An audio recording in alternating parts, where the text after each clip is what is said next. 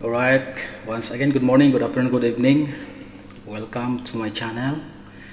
Right, so for today's video mga kapatid, pag-aaralan natin ang Psalms 23. Alam ko na halos karamihan dito nakaka-memorize ng Psalms 23. So our title for today is The Table. So very interesting mga kapatid. Abangan natin dyan kung ano ang mayroon dyan sa table na yan. Right? So, we're going to read first, of course, the Psalms 23 verse 1 to 6. And it says there, "The Lord is my shepherd, I shall not want. So he maketh me to lie down in green pastures. He leadeth me beside the still green water. He restoreth my soul. He leadeth me in path of righteousness for his name's sake. Yet though I walk through the valley in the shadow of death, I will fear no evil. For thou art with me, thy rod and thy staff, they comfort me." And number 6, "Surely goodness and mercy shall follow me all the days of my life, and I will dwell in the house of the Lord forever." So ang Psalms 23 mga kapatid is no doubt one of the most famous facets in all of the scripture. Right? So in fact, many are claiming that the Psalms 23 is the most famous facets in the Old Testament. Psalms 23 mga kapatid, hindi lang ito famous. Hindi lang ito famous sapagkat meron itong malalim na mga meaning, malalim na revelation na po pwede nating magamit, especially in the troubled time. Kapag tayo ay nabagabag, kapag tayo ay nalulungkot mga kapatid, kapag tayo ay nagdududa, marami sa atin mga kapatid binabalikan ang Psalms 23. Because it gave us an assurance mga kapatid na ang Diyos natin ay nakikinig. Amen for that. So Psalms 23 mga kapatid is more than just a nice poetry. Ang buong passage mga kapatid ng Psalms 23 illustrate the loving kindness of our God. And it is a reminder for each and every one of us na mahal natin ang ating Panginoon. Nagmamalasakit sa atin ng ating Panginoon. Naririnig ka niya, sinasamahan ka ng ating Panginoon. Pero mayroon itong danger mga kapatid. Ang danger nito mga kapatid dahil masyado nga itong familiar ang Psalms 23. Right? Masyado itong familiar. So dahil nga marami po sa atin ang nakaka-memorize nito mga kapatid, napansin niyo po ba? Hindi porket memorize sinusunod. Hindi porket memorize dinidibdib. Kasi marami po sa atin mga kapatid, we memorize it, but we don't pay attention to it. Alright? I-pause muna natin itong skip. Escape muna natin ito. Okay. Baka magkaroon tayo ng background. Right? We memorize it, but we don't pay attention to it. So napansin niyo po ba mga kapatid? Napansin niyo po ba na dito sa Psalms 23 pinag-usapan dito na ang mga sheep, diba? Sheep, tupa, they are totally dependent. They are totally dependent to the shepherd. Right? They are totally dependent for food. They are totally dependent for leadership. And they are totally dependent for guidance pagdating sa kanyang protection, mga kapatid. At ang sabi nga ng verse 1, "The Lord is my shepherd, I shall not want." So ibig sabihin mga kapatid, your God is your provider. Ang Panginoon mo ay nagbibigay, mga kapatid. And if we call him a great shepherd, I wanna call also him a great provider. Kasi ang ating Panginoon hindi lang ito nagpo-provide, Alam ng ating Diyos ang iyong pangangailangan. He knows what you need. He knows when you need it until your soul is satisfied. God knows what you need. God knows when you need it until your soul is satisfied. But the Lord is my shepherd, therefore I shall not want. Verse 2. We're going to do it quickly as we can. And then verse 2. He maketh me to lie down in green pastures. He leadeth me beside the still green waters. Verse 3. He leadeth me, He restoreth my soul. He leadeth me in path of righteousness for His name's sake. So at this verse, it's all about God.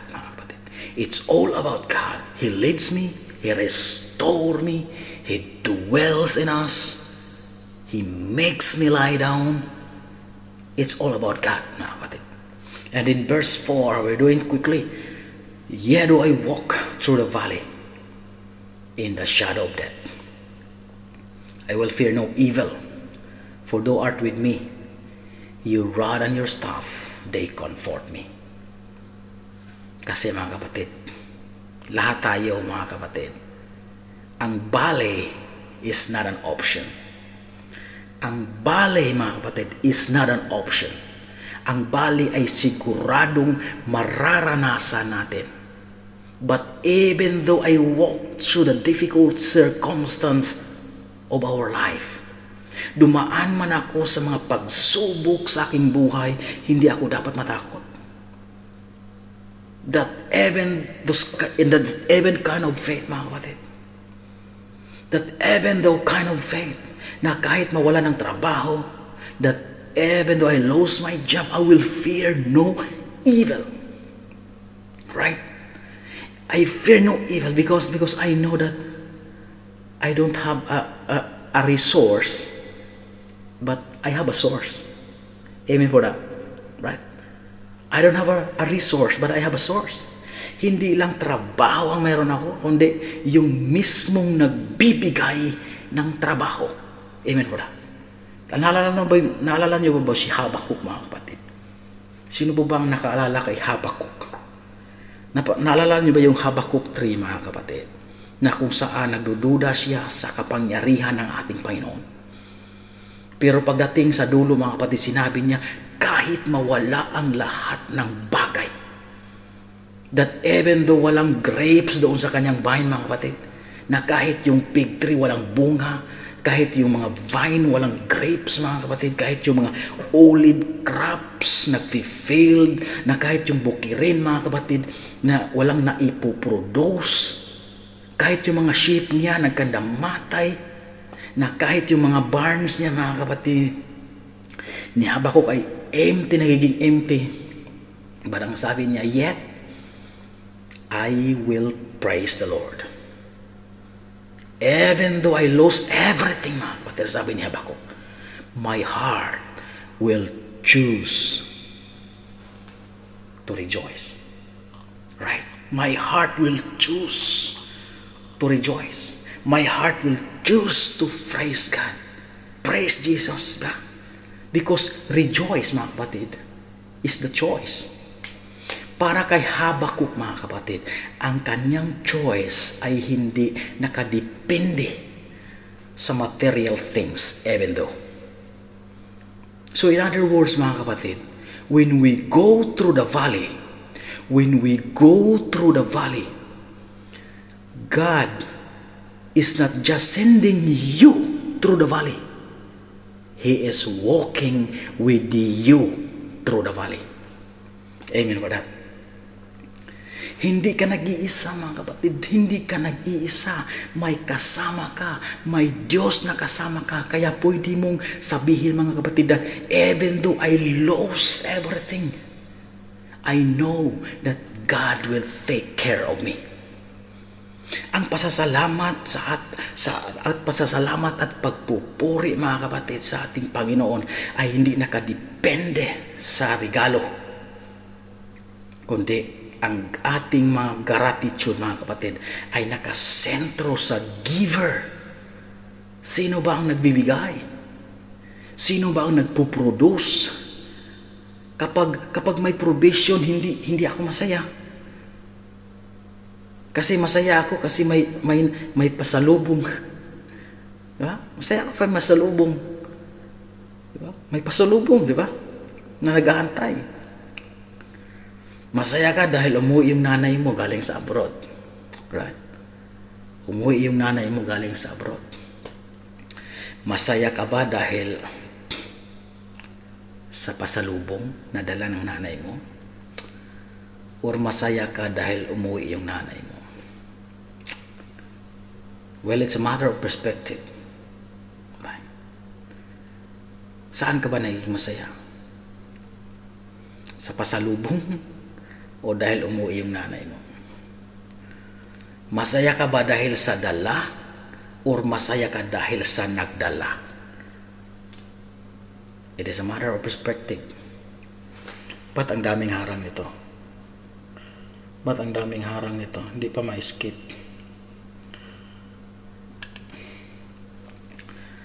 Right? Saan ka nagiging masaya?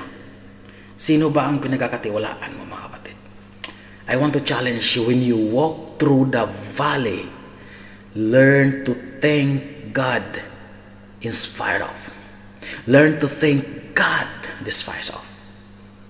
Ano mang circumstance na pinagdadaanan natin, magpasalamat tayo sa ating Panginoon. Nawalan ka ng trabaho, give thanks. Diba? Give thanks to the Lord. Even though I walk through the valley, baka may prepared sa'yo maganda. Diba? Even Jeremiah, mga kapatid, even Jeremiah, which is the propeta na ito, mga kapatid, na-deceive pa rin siya. When he walked through the valley, anong nangyari sa kanya, mga kapatid? He was deceived, thinking, mga kapatid, na pinabayaan na siya ng ating Panginoon. Na sometimes na may mga pagsubok tayo na pinagdadaanan sa ating buhay. Tingnan niyo, mga kapatid, yung Jeremiah. Look, Jeremiah chapter 15, verse 18, mga kapatid. Why is my pain is unending? Grabe. Why is my pain unending? Bakit yung sakit ko parang walang katapusan? Yung relasyon natapos pero sakit hindi natapos. Ba? Why is my pain perpetual and my wound incurable, which refuses to be healed? Well, though to be untogether unto me as a liar, as the water to that failed. Bakit ba? Bakit yung sakit ko parang walang katapusan? Yung sugat ko palala ng palala, parang wala ng pag-asang gumaling. So even Jeremiah, mga kapatid, which is the prophet, is going through the valley. Is going through the valley. Dumaan din siya doon, mga kapatid. Pero pagdating sa New Testament, mga kapatid, anong sinasabi ng ating Panginoon? 1 Peter, when we going through it, cast your care. Cast your cares. Ibigay mo lahat sa ating Panginoon. Lahat ng burden, lahat ng pain, mga kapatid. Ang problema sa atin sometimes, mga kapatid, binigay mo na, minomonitor mo pa. Lord, I give it to you. I give it to you. Pero ang problema sa atin minsan, pinigay mo na, minomonitor mo pa. I give it to you. But kinabukasan sabihin mo, Lord, kumusta na? Kumusta na? Huwag mo nang i-check up. Huwag mo nang i-check up. May monitoring ka pa eh. Binigay mo na sa ating Panginoon, huwag mo nang i-monitor. When you walk through the valley, God is with you. Right? So the point is this, mga kapatid. You cannot deny the pain in your heart. Papasok talaga yan. Papasok talaga yan. Kay Jeremiah nga, propeta eh. Papasok ang pain eh. You cannot deny the pain to come in, mga kapatid. But you cannot deny the access of the pain in your heart. I will choose to rejoice even though I walk through the valley. in the shadow of death. Next, mga kapatid, your rod and your staff, they comfort me. Take note this one. Rod and your staff, they comfort me. Ang sabi ni David, mga kapatid, your rod and your staff, they comfort me. So in a normal basis, mga kapatid, yung ang shepherd, dalawa yung hawak niyan. May rod at saka may staff. Pero yung mga modern shepherd, mga kapatid, usually pinag-isa na nila. Yung rod at saka yung staff. So ano yung rod, mga kapatid? Yung rod, yung may diretso lang. Diretso. Yeah, diretso lang, natuloy sa dulo. Yung staff, mga kapatid, yun yung may curve sa dulo. Parang umbrella na may curve. Tapos diretso, yan. May curve. Yung may bend siya, may bend. Curve or bend, yan. So what is the purpose, mga kapatid, of the rod? So ang rod, mga kapatid, is a symbol of strength and protection. Pero, alam niyo po ba, mga kapatid, na ang rod ay ginagamit din for counting the sheep? Right? Counting the sheep. Kung kulang ba? Di ba? Kung kulang ba ang sheep, mga kapatid? Binibilang din yan. Kaya nga nalalaman ng good shepherd out of 100 kayo, parang 99 na lang kayo. Kasi nga may counting. And mayroon din siyang accounting. May counting, may accounting. Ba't lagi itong laging nagkumaharang yung aking marami pala siyang ads. Ano ang difference, mga kapatid, ng counting at saka na counting? Kaya nga may nalalaman ng na nagkukulang na isa. Ano yung difference niyan? Yung counting at saka accounting. Ano yung difference? 1 minute. Give me an answer. Diba? Lang nakasagot. Counting, mga kapatid. Napakasimple. Counting. Ba? 1, 2, 3, 4, 5. Diba? Counting. And how about accounting? Diba? Accounting. A1, A2, A3, A4. Yan ang difference niyan. Diba?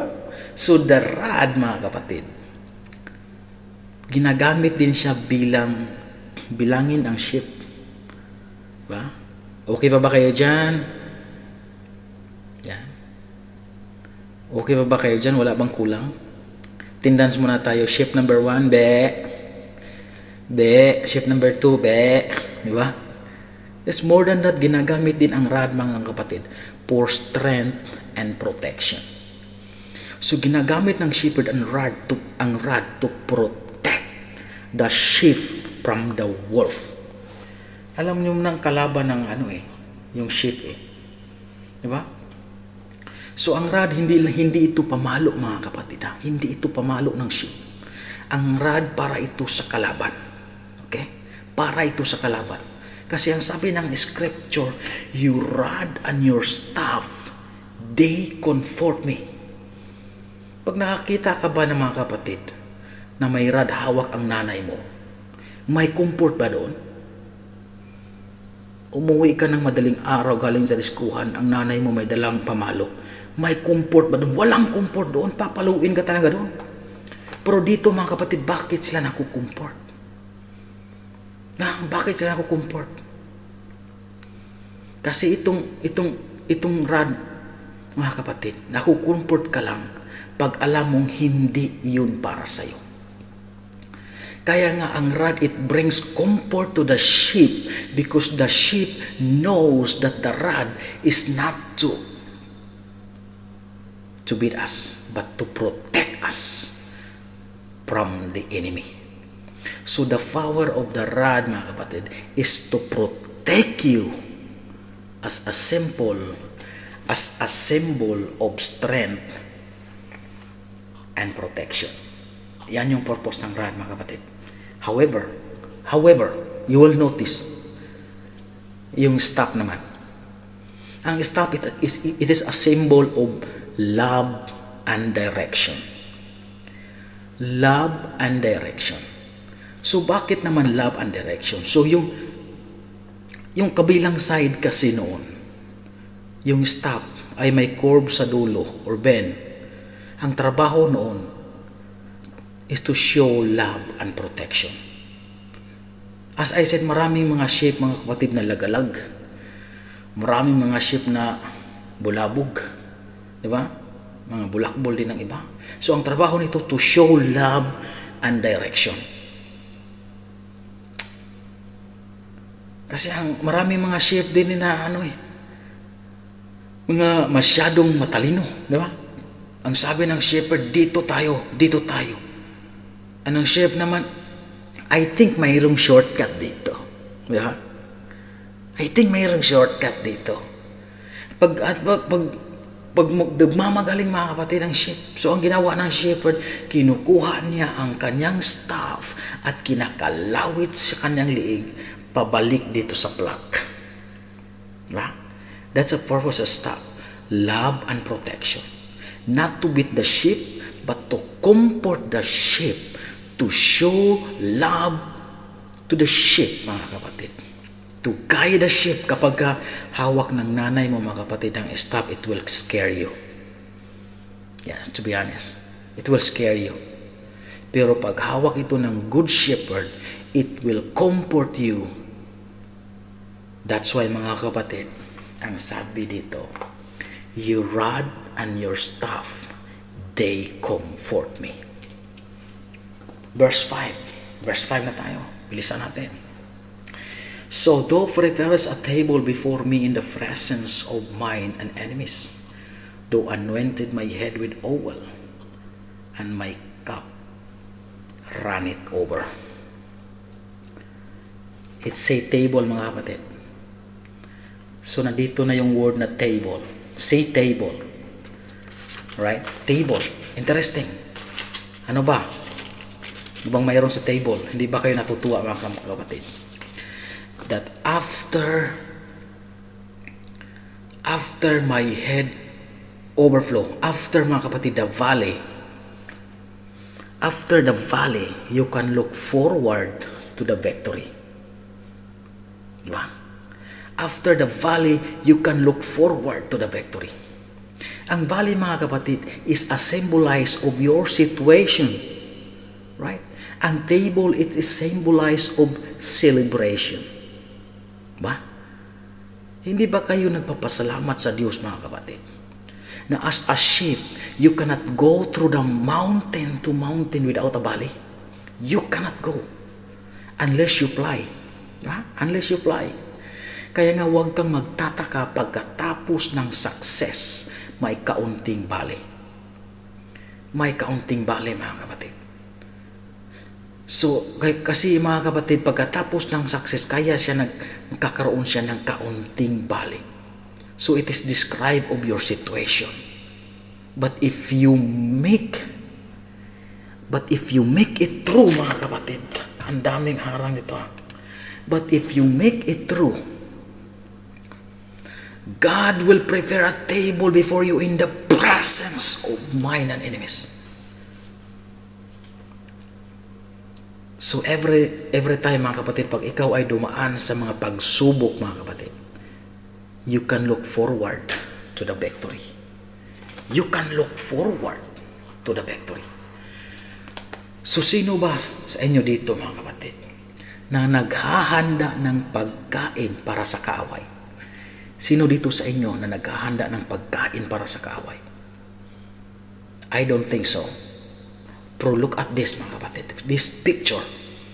You prepared a table before me in the presence of my enemies. Look at this. In the presence of my enemies. Presence, not the absence. Kasi kapag mayroon silang nahuhuli, mga kapatid, mga kaaway nila, mga prisoners of wars, kung sino yung pinakamataas na posisyon na nahuli nila, mga hari, pagkatapos ng war, mga kapatid. Pagkatapos ng labanan nila, it took like 1 week na labanan, 3 days or 1 week na labanan nila. Bakbakan, puro bakbakan, mga kapatid.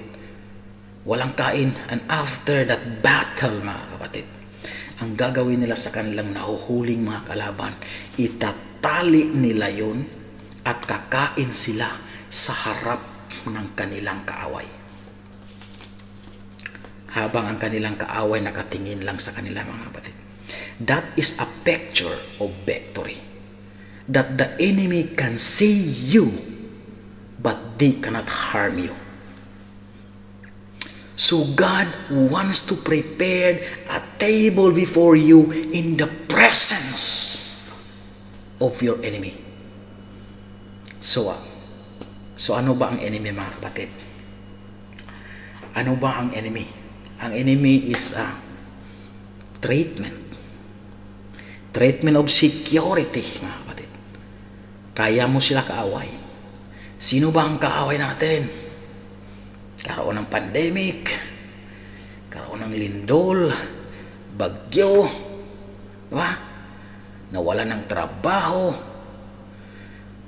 is an enemy. Nagsara ang company, is an enemy. Nalugi sa negosyo, is an enemy. But God is sustain you in the presence of pandemic. Diba? In the presence of pandemic, is in the presence of bankruptcy, diba? In the presence of lost job, diba? But God preferring a celebration, mga kapatid, in the presence. So this picture, mga kapatid, is showing that all of us, that God is sustaining you in the presence of the problem. So mga kaigsuunan, hindi mo matanggal ang problema, but you can look forward to a victory. Na kahit may mga pagsubok in the presence of pandemic, ba? In the presence of lost job, nawala ng bahay kasi nilindol, you can look forward for the victory. So this picture, mga kapatid, table, is a picture of a celebration. Is a celebration, mga kapatid. So next, napapansin natin dito. Next, you anointed my head with oil. You anoint my head with oil. Take it note, oil. Langis, mga kapatid, langis, oil. You anoint my head with oil. Langis, shipment sa Hebreo, shipment. O shiment in Hebreo. Oil, shiment. So ang ibig sabihin ng oil, mga kapatid, it speaks about the Holy Spirit. Anointing. Even in the early Christian, but they are using oil to heal the sick. Right? It talks about anointing and power and even healing. But in the context of the shepherd, mga kapatid, ang sabi doon, you anoint my head with oil. For what? Para ano? Para ano yung oil? Bakit kailangan lagyan ng langis ang sheep? So since ang sheep, mga kapatid, hindi matalino, bagsak sa school. Bagsak sa school, laging nasa likuran. So ang sheep, they cannot defend themselves. Hindi nila kayang protektahan ang sarili nila. Kaaway nila ay langaw, mga kapatid. Na kapag ang langaw na yan ay pumasok sa kanilang ilong, nasal canal, mga kapatid, they cannot defend themselves laban sa langaw. So ang langaw lang, mga kapatid, hindi madipinsahan ang kanilang sarili. So yung langaw kasi kapag pumasok yun sa kanilang ilong, umaakyat yun sa kanilang utak, mga kapatid, mangingitlog doon sa kanilang utak. Kaya nga kapag may nakita kang sheep, mga kapatid, na naghihidbang, nagaganon-ganon ng sheep. So, naghihidbang, di ba? Pag may nakikita ang ganon na sheep, ibig sabihin may pumasok na doon. Nag-headbanging, diba? Na langaw sa kanilang So, they are swaying, mga kapatid, their head. They are swaying their head kasi nga ang langaw pumasok sa kanilang utak. At kaya nga ang naghihidbanging sila mga kapatid para magkaroon sila ng kaunting relief, kaunting kaginhawaan. Di ba? So ano ang ginawa ng shepherd para maiwasan na yung langaw makapasok doon sa kanilang ilong mga kapatid at mangitlog sa kanilang utak? Before it even happened mga kapatid, the shepherd is anointing their head with oil. Anointing the head with oil para hindi makapasok ang langaw mga kapatid. So what is the purpose of anointing? Hindi lang ito cure mga kapatid. Hindi lang ito cure kundi prevention. The shepherd is preventing the sheep from the headbanging. Kaya nga ginagawa ng shepherd, pinoprotektahan ka na bago ka pa tupakin mga kapatid. God is anointing your head with oil para maiwasan mo yung backsliding. Maiwasan mo yung backsliding. Ayaw ma-skip. Ayaw ma-skip nito. Yan. Para maiwasan mo yung backsliding. Kaya God nilalagyan ng langis ng ang oil mo mga kapatid. So, mga kapatid, sasabihin natin, kasi ang shepherd, mga kapatid, mahal ka. Ha? Iniingatan ka ng Diyos. So, magpaingat ka rin, of course. Diba? Bakit sinabi ng Bible, huwag kang maglasing? Kasi, protection sa'yo yan, of course. Protection sa'yo yan. Bakit sinasabi ng Bible na huwag kang magsinungaling? Kasi prevention sa'yo yan. Kasi ang shepherd, mahal ka. And He cares for you. Lord, anoint my head with oil. Lord, I need anointing in my life. I need your protection in my life. Lord, kailangan kita ngayon at kailanman. Diba? Kailangan kong malaman mo. Kanta. Diba? Allow the shepherd to prevent that mess from happening, mga kapatid. So, anoint is referred to a blessings for your entire life, mga kapatid. It is the picture of eternal blessings, of course. Anointing even from the future to the point, mga kapatid, na your cup is overflow. Very interesting. Your cup is overflow. So you anoint my head with oil and then the next, your cup overflow. Kapag kasama mo ang ating Panginoon, mga kapatid, hindi ka magkukulang. Ang iyong cup laging nag-o-overflow yan. So ibig sabihin yan, mga kapatid, yung cup mo, yung cup hindi niya kayang i-handle yung bumubuhos na blessings, mga kapatid. So hindi ka nagkukulang, sobra pa, di ba? Nag-o-overflow yung blessings mo. So kung walang laman yung cup mo, wala ka rin maibibigay, di ba? Kaya hilingin mo talaga sa ating Panginoon, Lord, mag-overflow na ako. Mag-overflow na ako. Yung hindi ko na kayang ma-handle, Lord, ibibigay ko na. Di ba? Ang sabi nga ng Matthew 6:33, seek ye first the kingdom of God, and all those things shall be added unto you. Ano yung all those things, mga kapatid? Sa context ng Matthew 6. Ano yan? Yan ba yung clothes, food? Hindi po yun yung main blessing, mga kapatid. Kasi ano lang siya added. Hindi po yun ang main blessings. Ang main blessings dito ay yung kingdom. Love, joy, and peace. And if you have love, joy, and peace, mga kapatid, the food and the clothes will added overflow. Kaya nag-o-overflow, mga kapatid. Pero ang hinahabol mo lang damit, pagkain, ayaw mong habulin yung joy, peace, and love. Kaya ang ending niyan, kulang pa din. Sweldo, tumaas, kulang pa din. Sino ba dito nagsabi mga kapatid na pag tumaas lang ang sweldo ko, makakaipon na ako? Pero nung tumaas ang sweldo, kulang pa din. Bakit? Seems like your cup may leakage. May tagas. Yung wallet butas. Kaya hindi mag-overflow. Kasi may kaunting laman lang punta na kaagad sa Jubilee. Kaunting laman lang ang wallet, takbo kaagad sa Jubilee. Diba?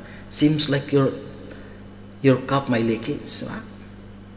May kaunting laman lang yung cup, iniinom na kaagad. Kaya kulang. Ang gusto at ideal ng ating Panginoon, mga kapatid, overflow. Tingnan nyo ito, mga kapatid. Table. Table, cup. Celebration. Celebration. Diba? Look at this. When you are dining with God, God will make sure that your cup overflow. Bakit? Because you are always invited to be in His presence. Lagi kanyang ini-invited na makasama, mga kapatid. God can feel that emptiness in your heart. Just allow Him, mga kapatid. Just allow Him. Pag naglagay ang Diyos ng bagong buhos, mga kapatid, na food, Presley, fruits, fish, love, and joy. Gusto ni Lord ibigay sa iyo yan. Unfortunately, mga kapatid, your cup may leakage, may butas. Kaya hindi siya makapag-overflow. Yan. Laging na demotivated, laging walang ganang magbasa ng Bible. Jesus wept na nga lang, natulugan pa. The short verse in the Bible, Jesus wept, natulugan pa. So allow, mga kapatid, God can fill that emptiness so that the cup will overflow and the blessings will come. Proceed to number 6. Number 6. Surely goodness and mercy shall follow me all the days of my life, and I will dwell in the house of the Lord. Diba? Surely goodness and mercy shall follow me all the days of my life, and I will dwell in the house of the Lord forever. So if your God is your shepherd, and the blessings will follow. Goodness will follow. Ano ba ang humahabol sa sheep, wolf, lion? Diba? Ano ba ang humahabol sa sheep, mga kapatid? Ba't hindi ma-escape to? Mahaba ang harang nito. Ano ba ang humahabol ng sheep? Wolf, mga kapatid. Lion ang humahabol ng sheep. But this time, mga kapatid, hindi na lion. Hindi na lion ang humahabol. Ayaw ma-escape, ha. Pahaba ng ano to, ha.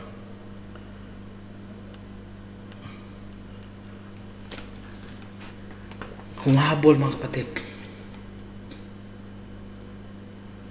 Ano ba ang humahabol ng sheep, wolf, lion? But this time, hindi na lion ang humahabol sa akin, kundi blessings, goodness, mercy shall follow you, mga kapatid. In this wolf, goodness. In this lion, mercy. The mercy of God is the picture of our Lord Jesus Christ. Hindi ikaw ang humahabol sa Kanya, kundi siya ang humahabol sa iyo, mga kapatid. That the great shepherd will leave the 99 and to chase you down, mga kapatid. To hunt you down. Kapag hinahabol ka ng masama, stress, fear, doubt, mga kapatid. Pero kapag hinahabol ka ng blessings, love, joy, and peace. Let the shepherd chase you, mga kapatid. Huwag kahabulin ang pera, huwag kahabulin ang success. Surely goodness and mercy shall follow you in the days of my life, and I will dwell in the house of the Lord forever. Dwell, mga kapatid, dwell. Ano ibig sabihin ng dwell? Hindi ito visit, mga kapatid. Dwell, hindi ito visit. Ang sabi ng Psalms 84 verse 4, mga kapatid, blessed are those who visit, no, not visit. Blessed are those who dwell in the house. Because if you dwell in the house, mga kapatid, you can go from the strength to strength. Amen for that. So actually, the dwelling place, mga kapatid, is a picture of heaven, that surely goodness and mercy shall follow you hanggang mamatay ka, and you shall dwell in the house of the Lord for eternity. So let us invite, mga kapatid, that the great shepherd come into our heart. In Jesus' name, amen and amen. Thank you so much.